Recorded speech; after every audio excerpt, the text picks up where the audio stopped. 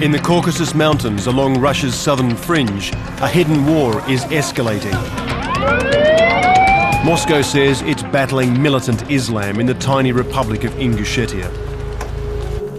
But people here say hundreds of innocent civilians are being disappeared, tortured and murdered. He says we can no longer walk, our teeth have been broken, our jaws are broken, we desperately need some help. They say they live in terror of a Russian security apparatus out of control.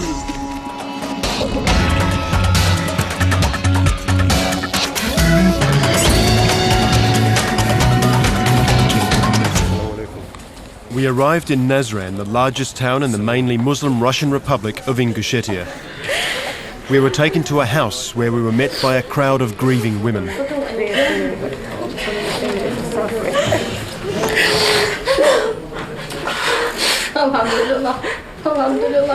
Больше я ничего не видела. Русские здесь 4-5 часов были здесь. Меня не пускали, сына не выпускали. Hedy told us that just a few days earlier, at 5:30 in the morning, 400 heavily armed Russian soldiers had surrounded the house. Все, что могли, сделали, через 5 часов они ушли. The soldiers then grabbed her son and her and put them on the floor just here. And then what happened? Сына тоже так вот взяли, поставили. За нами русские ходят, мы впереди. She said the soldiers dragged her outside and kept her son Musa here on the floor. Hedy led us to the front room where she thinks the soldiers then took her son. Angry relatives tried to explain what they believe happened next. One of the relatives is saying you can see here the outlines of the blood stain. They believe this is where he was tortured and killed. Hedy told us that during the incident, armed Russian soldiers kept the family away from the house for 5 hours. Next, they showed me a small cellar. Как один доску я сняла, другой русский вот здесь стоит, туда гранат бросает, меня сюда бросает. They told us they thought troops put Musa's body in the cellar, then blew it up with a grenade. They pointed to what they believe is evidence. They point to bits of flesh and blood that are on the side of the brick. And if you look up at the ceiling, you can see the signs where the grenade blast has gone in. The shrapnel has ripped into the ceiling and the door. Rashid, a cousin of the dead man, had filmed his body. It had been torn apart. Rashid is just showing me a truly awful scene, which is the remains of Musa's body after his body was brought back from the morgue and brought home for the burial. Musa's father, Salombek, told us his son was 27 years old and was taking exams to be an architect. He'd just got married and had a 1-month-old baby. Why is this happening? Why are the Russians doing this? Им нужен Кавказ без кавказцев. Hedy said they believe the Russians want the Caucasus without the Caucasians, the indigenous Muslim people of this region. Salombek claimed young men were specifically being targeted to wipe the Ingush out as a race. Абсолютно невиновных людей уничтожают. Я считаю, это на уничтожение нации идет. Это же прекратиться должно же. Musa's sister Fatima said they filmed her brother's remains as evidence to show the world, not only for them, but for the many families who were losing young men. How many have they killed, she cried. It has to stop.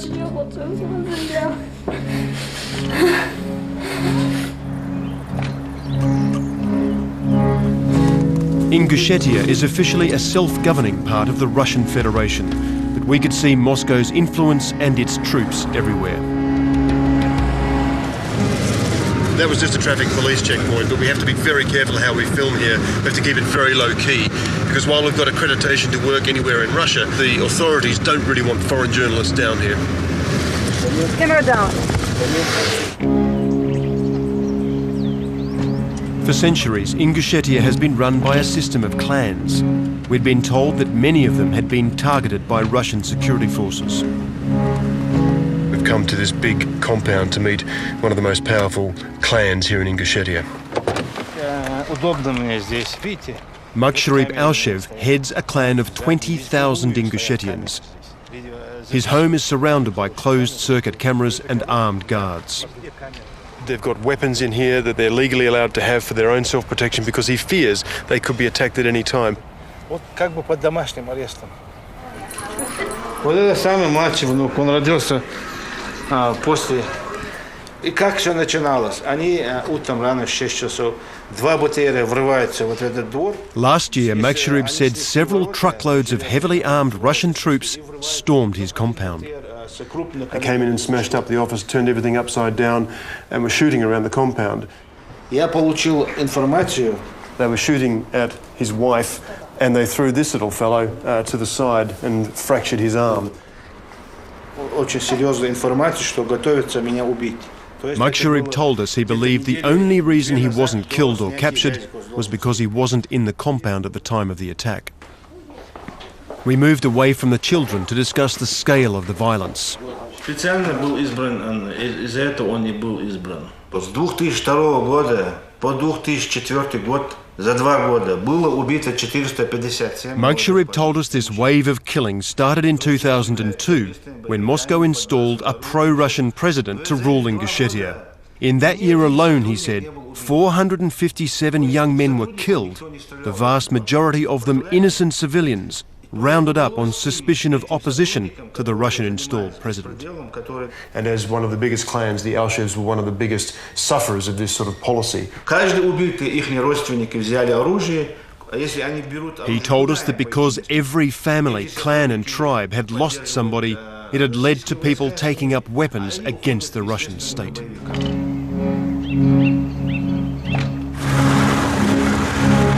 There's a checkpoint, we better put the camera down right now. With checkpoints on all the main intersections, we had to take back roads to move around.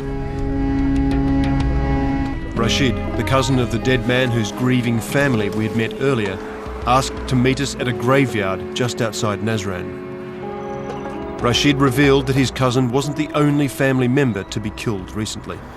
У нас есть мы точно не знаем, есть информация, что они наткнулись на место проведения спецоперации. Rashid told us his brother and 3 friends had been buried here just the week before.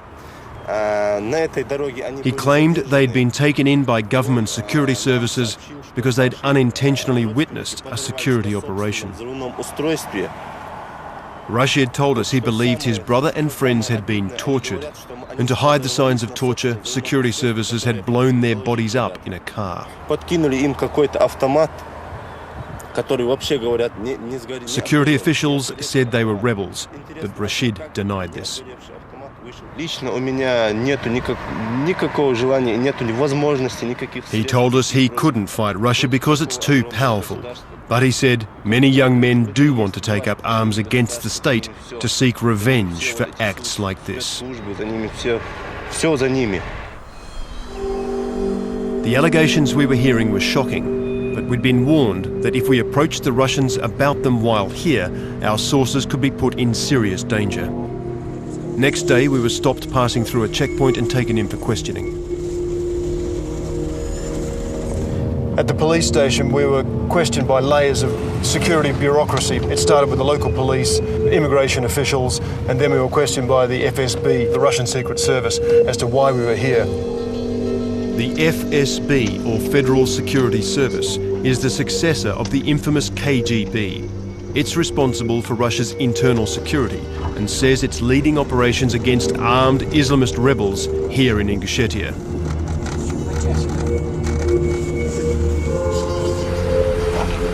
We were allowed to continue on our way for now.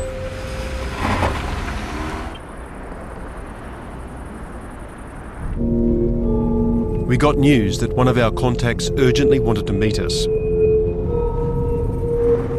She claimed she had information from inside the security services. Вот, и он говорит, что им просто не дают возможность работать. Закрывают то их издание, то еще что-то. We were told that following our detention, security officials had decided we were part of an anti-Russian conspiracy to investigate human rights violations in Ingushetia. We were to be considered enemies of the state and, if caught, prevented from working and our material confiscated.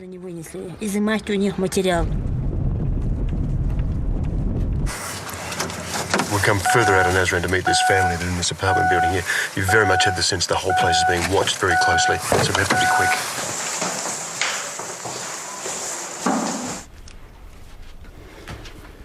Petimat Albakava showed us photographs of her 24-year-old son, Batir. She told us on July the 10th, just a few weeks before, police came here demanding to see everyone's passports. When her son Batir presented his, the police took him to Nazarene police headquarters. She said, we didn't expect anything like this. We're just a normal family. She said when her son failed to return home, she went to all the police stations trying to find Batir, but she could find no trace of him anywhere. 10 days later, they found out on the internet that a man with her son's name was killed in the forest. She told us the authorities claimed Batir was killed in a clash with government forces when he was fighting as a rebel, that he was wearing camouflage and was found dead carrying a weapon. When in fact she was here when he was dragged away by the police from this very home. Petimat showed me Batir's licence to work as an aircraft engineer.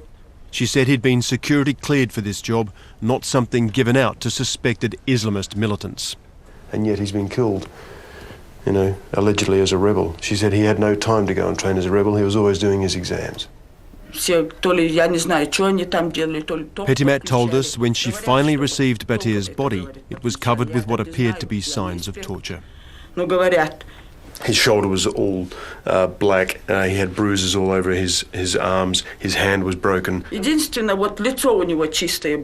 legs were dark blue and black, all of which indicated to her signs of electricity being used for torture. She saw 2 gunshot wounds, one to the heart.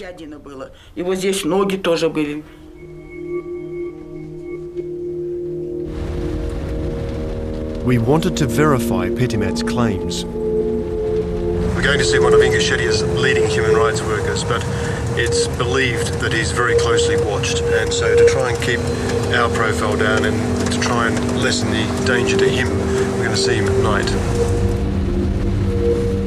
It was striking that despite the risks, people were desperate to get their stories out. Magomed Mutsolgov runs Ingushetia's main human rights group, Masha, which means peace in Ingush. Since 2002, the group has been documenting the arrests and torture of civilians in the Republic. I asked him about Petimat's case, and he called up the file. He told us this was the body of Petimat's son, Batir. And as she said to us, you can see the signs of torture. His arm has virtually been cut off. It's unclear whether that happened before he was dead. Magomed showed us the pictures of hundreds of people he claimed had been tortured and killed by security forces. Next, he showed us the photograph of a 6-year-old boy who he said was killed by government soldiers when they stormed his house. He said there were 14 children inside, and the pictures showed how it was raked with automatic gunfire. Magomed said troops then drove an armoured personnel carrier into the house to make it look like there'd been a gun battle.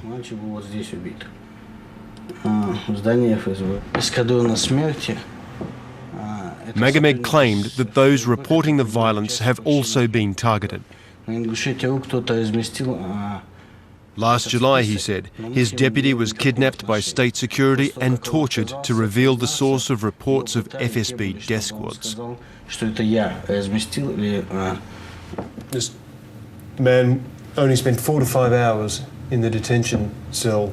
His leg was broken and many of his internal organs were damaged.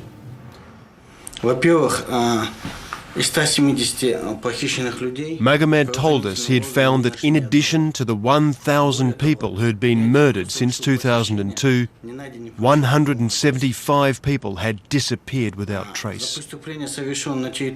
Why is this happening? Why is the government disappearing people? He told us people can be arrested on suspicion of being a rebel, being related to a rebel, or even just being seen with a suspected rebel. В котором четко и ясно указано, что до 2002 года He claimed rebel attacks only started here in 2002 after Russian forces became active in Ingushetia. генерал ФСБ мой от Зязиков, вот эти вот похищенные и убитые, да, более 1000 человек, для такой маленькой республики, как Ингушетия, это большая трагедия. He said the problem has been created by the Russian security forces and the secret services by killing people, and there's this chain of revenge now, which is leading to support, growing support for the rebels. The Ingush rebels have killed around 200 Russian and Ingush police and soldiers over the past 7 years. Civilians have also been injured and killed in those attacks. Moscow has said the attacks are motivated by militant Islam. Unable to meet the rebels themselves, we went to Nazran's main mosque to ask what role religion plays in the uprising. The imam here is very nervous about speaking to us. He says we could talk about religion, but we do not want to talk about politics at all. Вы знаете, просто это тоже такая вот. Imam Zakamoba explained that after years of repression during Soviet times, Ingushetians were still struggling to rediscover their religion. Is it dangerous for people to come to the mosque? Опять-таки, я вам как говорил, непонимание нашего народа. He said it was dangerous for some to attend prayers because they could be treated with suspicion by the authorities. But this danger came from the state's misunderstanding of what he called a normal religious obligation. We keep hearing about so many young men who disappear here. Why is that happening? Честно сказать, я не могу ответить на этот вопрос. He said he didn't want to answer that question because he didn't have the right information. But when an outside force comes in and suppresses you, that's going to create anger. And he said the relatives of the dead and missing could not openly express that anger, even though they were grieving. As we left, he told me it was a bad situation here, and the people just want freedom. Freedom of religion, freedom of speech, freedom to continue their lives. But he said everyone had to be very careful about how they discussed that. Thank you very much. Thank you. The troubled Caucasus region has been blighted by conflict for centuries. Ingushetia borders Chechnya, which, after 2 wars, is now largely under Russian control. Many of those who for years have reported on Russian human rights abuses in Chechnya have now turned their attention to Ingushetia. We're called to a meeting with local journalist Heda Saratova, who wanted to give us some important news. She told us a charity worker and close friend of hers had just been kidnapped in the nearby Chechen capital, Grozny.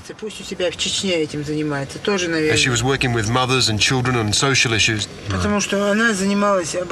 She said the woman, Zarima Saduleva, had been helping families in both Chechnya and Ingushetia. She claimed that 1 hour before, she was seen being taken away from her home by men in uniform, and nobody knew where she was.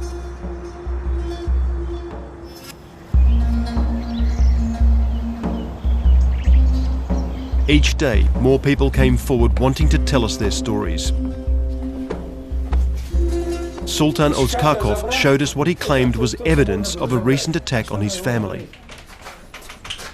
He showed me a cupboard that had been retrieved from the photographic shop owned by his 2 sons. It was riddled with bullet holes. There's about 8 or 9 shots into this piece of furniture. The Sultan's got another piece here. More bullet holes. So the whole place was sprayed with automatic weapon fire. Это суббота была. Sultan said that in January of this year, he was in his garden when he heard gunfire from the street outside. Witnesses later told him troops and police had stormed his son's shop. They attacked with 2 APCs, armoured personnel carriers, 2 truckloads of troops and several jeeps for an area, he says, not much bigger than a quarter of the size of this room.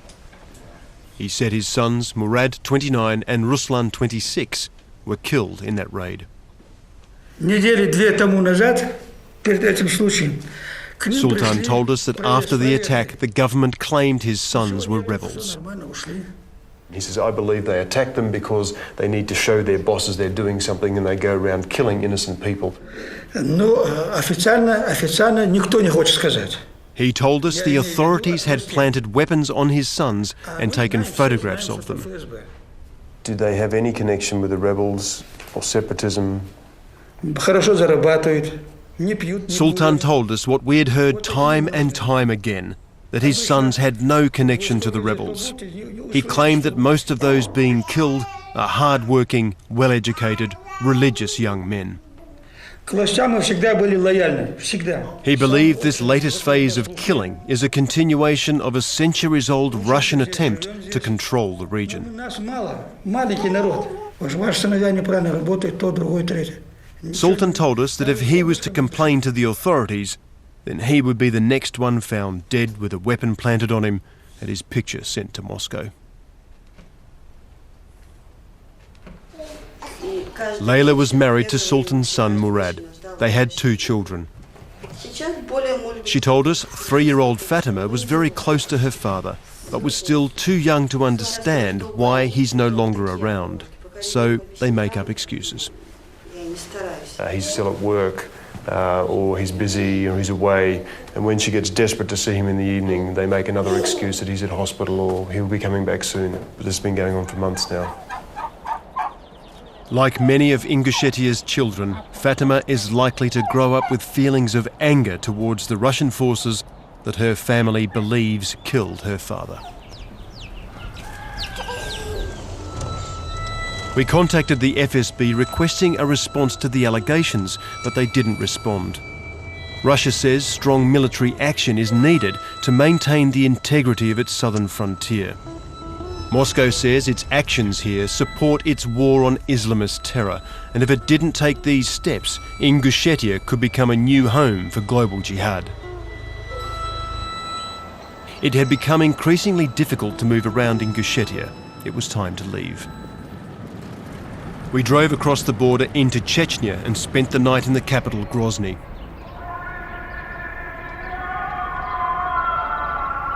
Next morning, as we prepared to fly home, we had an unexpected visitor.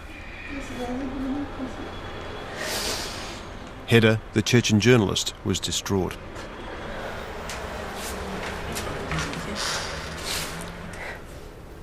What have you heard, Heda? Просто расскажи быстро, что вчера в 2 часа дня в центре Грозного по улице Маяковского были задержаны. She told us that her friend Zarima, the aid worker who'd been kidnapped, had been found murdered. Her body, along with that of her husband, had been dumped in a car boot on the outskirts of Grozny. No one had claimed responsibility.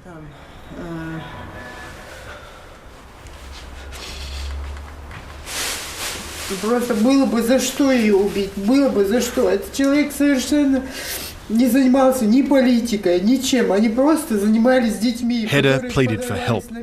We're human rights workers and independent journalists, she said, but we're making huge sacrifices for the work we do. Это просто невыносимо. Heda is saying, I don't know how to live here anymore. It's just this relentless cycle of violence here. It's absolutely shocking.